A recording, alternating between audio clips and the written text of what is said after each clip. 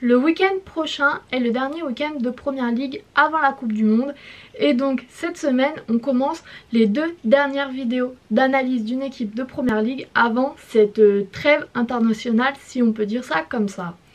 Et pour la première vidéo, donc l'avant-dernière vidéo, c'est une analyse de Newcastle que je voulais faire. Newcastle qui est une équipe qui a de nouveaux propriétaires, qui a de nouveaux objectifs, qui a un nouveau budget. Et donc je trouvais ça intéressant d'analyser cette équipe et d'essayer d'en fixer des objectifs.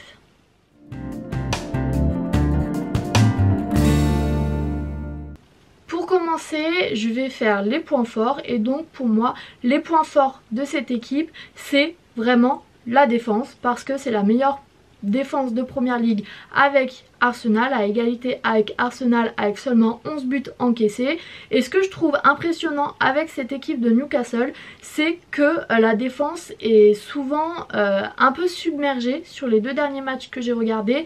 Donc celui face à Southampton, ils ont passé pratiquement toute la deuxième mi-temps un peu dominée, pas totalement parce que on verra qu'il y a d'autres aspects du jeu où ils n'ont pas été dominés, mais j'ai trouvé que cette défense était quand même beaucoup mise à contribution et au final il n'y a pas beaucoup de buts encaissés, donc ça montre bien qu'il y a une vraiment grosse solidité en défense. Alors bien entendu il y a aussi d'autres points forts, je pense notamment à l'attaque et au milieu, parce que si on prend le match face à Southampton, oui en deuxième période ils ont joué un peu plus bas, ils ont joué un peu plus en défense, mais en même temps ils ont quand même réussi à marquer 3 buts, donc c'est quand même très impressionnant. Le milieu avec Guimarães notamment, ça marche très bien, c'est un milieu qui arrive à faire un très bon lien entre la défense et l'attaque.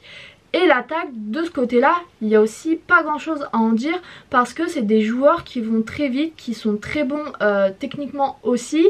J'ai l'impression avec Newcastle que c'est une équipe qui gère très bien son match. C'est-à-dire qu'ils arrivent à être...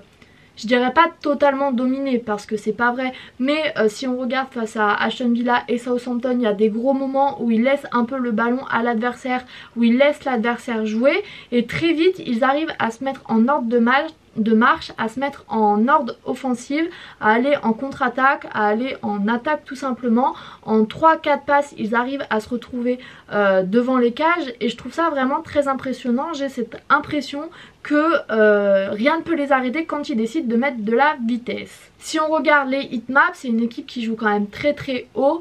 Il y a encore peut-être quelques améliorations à faire, comme je l'ai dit, face à Southampton. J'ai trouvé que la deuxième mi-temps ils étaient un peu sur leur base arrière, mais ça fait partie aussi de la gestion du match. À ce moment là ils menaient déjà 1-0, donc pour moi c'est pas non plus trop inquiétant de les voir jouer comme ça. Et comme je l'ai dit, dès qu'ils décident de mettre de la vitesse, ils arrivent très bien à jouer. Et c'est peut-être le dernier point fort que je voulais mettre, c'est que Newcastle a une gestion et un contrôle du match total. On voit que quand ils ont envie de laisser la balle à l'adversaire, ils arrivent très bien à gérer en défense. Par contre, dès qu'ils décident de récupérer la balle et de partir en défense, ça marche, en attaque, ça marche très bien. J'ai l'impression que c'est où ils veulent, quand ils veulent, c'est-à-dire que s'ils décident de partir en attaque, il n'y a rien qui les arrête, ils sont trop rapides, ils ont des trop bons joueurs et donc pour moi c'est vraiment cette impression qui résume l'équipe de Newcastle. Bien entendu, ils ont aussi des gros joueurs points forts. Alors là je vais pas tous les citer parce que à mon sens on pourrait citer pratiquement 11 joueurs voire un peu plus parce qu'il y a des très bons joueurs sur le banc aussi, mais je voulais noter surtout l'apport de Trippier qui est un joueur vraiment indispensable je pense de cette équipe parce que c'est un joueur qui arrive très bien à se replier défensivement mais qui se projette aussi beaucoup vers l'attaque. Sur les 2 derniers matchs je crois qu'il est à 2 passes décisives, une face à Aston Villa et une face à Southampton, et il est toujours très utilisé dans les matchs. Le côté droit est généralement le côté le plus utilisé par Newcastle. Face à Aston Villa c'est lui qui a les plus grosses occasions, c'est lui qui crée les plus grosses occasions pendant les 15 premières minutes, donc c'est vraiment un joueur très important. Alors bien entendu je pourrais citer aussi Almiron aussi, qui est un joueur qui se révèle parce que c'est un joueur qui avait un peu de mal avant et qui là ne s'arrête plus, il marque pratiquement à chaque match pour Newcastle. Je pourrais citer Guimarães, je pourrais citer Joe Linton, je pourrais citer vraiment toute cette équipe et donc c'est plus un point fort collectif qu'un point fort individuel, mais voilà, c'est un peu les joueurs que je voulais mettre en lumière.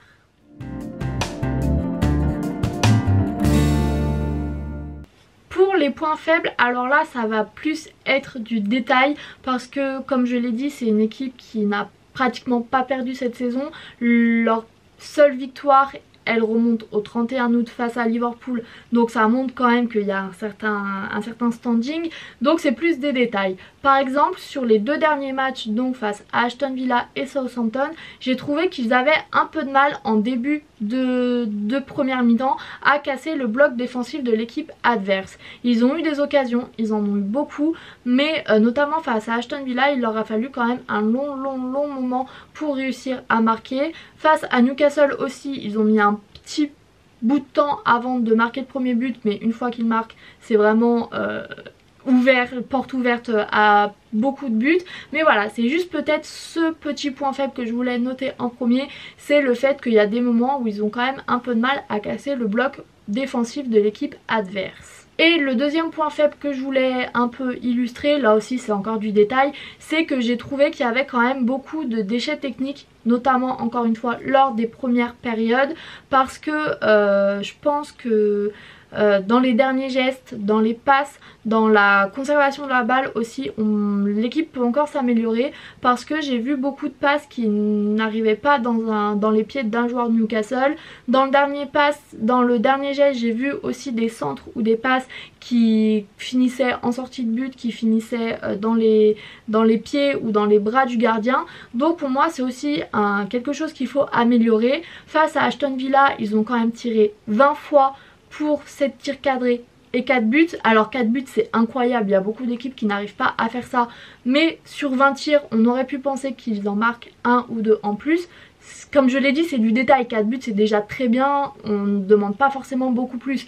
Mais voilà, c'est pour montrer qu'il y a quand même un certain déchet. 7 tirs cadrés sur 20 buts, ça veut dire qu'il y a du déchet dans le cadrage des frappes aussi. Donc pour moi, c'est vraiment ça qu'il faudrait améliorer pour cette équipe. Et on voit que face à Southampton, il y avait déjà une marge de progression, vu que si on regarde les statistiques du match face à Southampton, il y a eu beaucoup moins de tirs et donc beaucoup moins de cadrés, mais en proportion c'est quand même mieux. Donc on voit qu'il y a quand même de l'amélioration. Comme je l'ai dit, les points faibles c'est des détails. Pour moi c'est vraiment ce qui leur permettrait de passer peut-être le niveau au-dessus, qui leur permette de concourir pour des places de premier, de champion d'Angleterre. On n'en est pas encore là, c'est une équipe encore jeune. Mais voilà, pour moi les points faibles ça a été dur d'en trouver. Donc c'est vraiment que des détails parce que sinon cette équipe marche très bien. Et oui, pour finir, ces détails, c'est ce qui leur donne beaucoup quand même de matchs nuls cette saison. On voit que notamment face aux deux Manchester, ils ont fait match nul, avec un très beau 3-3 face à Manchester City, donc c'est quand même très beau. Face à Bournemouth aussi, qui à mon sens est une équipe qui n'a pas le même standing et le même niveau que Newcastle, surtout que face au match face à Bournemouth et à Wolverhampton, ils étaient très dominants, donc ça paraît un peu bizarre de voir un match nul. Donc c'est vraiment ces détails là qu'il faut améliorer pour passer, oui, vraiment ce niveau là, pour réussir à convertir ces matchs nuls en victoire. Mais sinon le bilan de ce début de saison est très bon pour cette équipe là.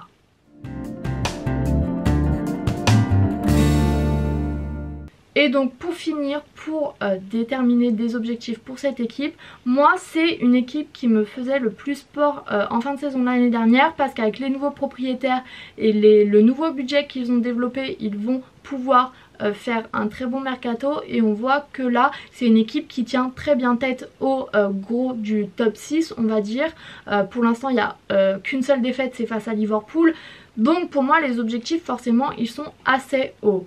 En première ligue, je pense qu'on peut partir sur un top 4. Pour l'instant, je pense que le titre de première ligue, il arrivera peut-être dans quelques saisons. Mais cette année, je pense que ça sera pas suffisant. Ils ne sont pas encore assez installés avec leur nouveau budget, avec leurs nouveaux joueurs. Il faut encore des mercatos.